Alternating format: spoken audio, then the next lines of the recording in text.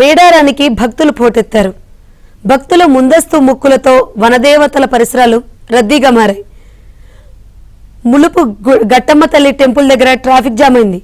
జకార నుంచి మేడారం వరకు వాహనాల రద్దీ కొనసాగుతుంది. ఇక ఈ నెల 28 నుంచి 31 వరకు మేడారం జాతర జరగనుంది.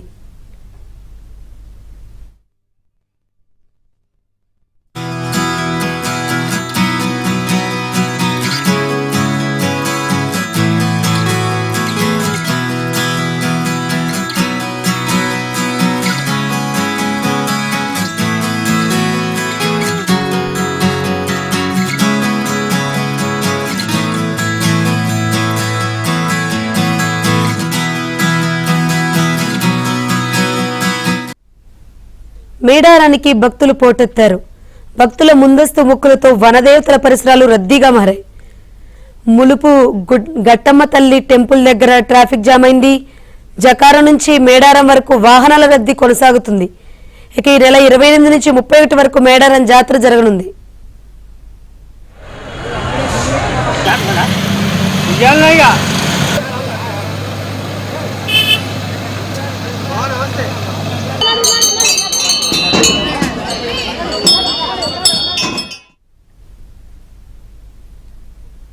రైట్, ములుగు గట్టమ్మ తల్లి టెంపుల్ దగ్గర భారీగా ట్రాఫిక్ జామ్ అయింది.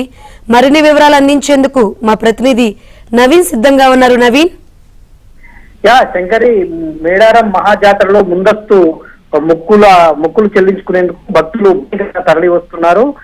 కొంత పండగ ముందు రోజు కూడా వచ్చారు. తర్వాత నిన్న మొన్న కాస్త తక్కువ ఉన్నది. ఇవాళ భక్తులు ఒక్కసారిగా పెట్టారు ముందస్తు మొక్కులు చెల్లించుకునేందుకు. అయితే మేడారం వెళ్ళేటువంటి ప్రతి భక్తులు, వరంగల్ మీదుగా వెళ్ళేటువంటి ప్రతి భక్తులు కూడా ములుగు సమీపంలో ఉండేటువంటి గట్టమ్మను దర్శించుకున్న తర్వాత మేడారం వైపు వెళ్తారు. అయితే ఆ క్రమంలో గట్టమ్మ దగ్గర భారీగా ట్రాఫిక్ జామ్ అయింది.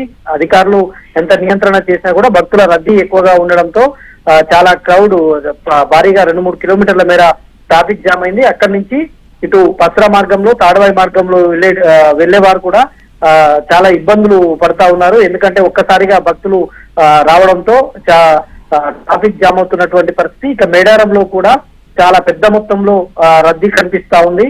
ముందస్తుగానే, అంటే జాతర నిజానికి ఈ నెల 28 నుంచి 31 వరకు మేడారం ప్రధాన జాతర ఉంటుంది. అయినా కూడా జాతరకు ముందే, జాతర సమయంలో అంత రద్దీ ఎక్కువగా ఉంటుందని ముందస్తుగానే భక్తులు మొక్కులు చెల్లించుకునేందుకు వస్తున్నారు. ఉమ్మడి వరంగల్ జిల్లాతో పాటు తెలంగాణ వ్యాప్తంగా కూడా అటు ఛత్తీస్గఢ్, మహారాష్ట్ర నుంచి, ఇటు ఏపీ నుంచి కూడా చాలా మంది తరలి వస్తుండడంతో ఈ సెలవు దినాల్లో రద్దీ అయితే ఎక్కువగా ఉంటుంది. ఇవాళ నిన్న పండగ, ఇవాళ కనుమ రోజు కావడంతో భక్తులు కొంత ఎక్కువగానే వస్తున్నారు. మొత్తం సుదూర ప్రాంతాల నుంచి వచ్చేటువంటి వారితో మేడారం అయితే జనసంద్రంగా మారినటువంటి పరిస్థితి. ఆ మేరకు అధికారులు కూడా ఏర్పాట్లు చేస్తా ఉన్నారు. మంత్రి సీతక్క అక్కడే ఉండి కోఆర్డినేట్ చేస్తా ఉన్నారు. కొద్ది రోజులుగా ఆమె మేడారంలోనే అక్కడే బస చేస్తా ఉన్నారు. తర్వాత కలెక్టర్, ఎస్పీ కూడా, ఇతర అధికారులు, జిల్లాకు సంబంధించినటువంటి ఉన్నతాధికారులంతా కూడా మేడారంలోనే అక్కడే ఉండి ఏర్పాట్లను అయితే పర్యవేక్షిస్తున్నటువంటి పరిస్థితి. మరోవైపు ఈ నెల 18న 19వ తారీఖున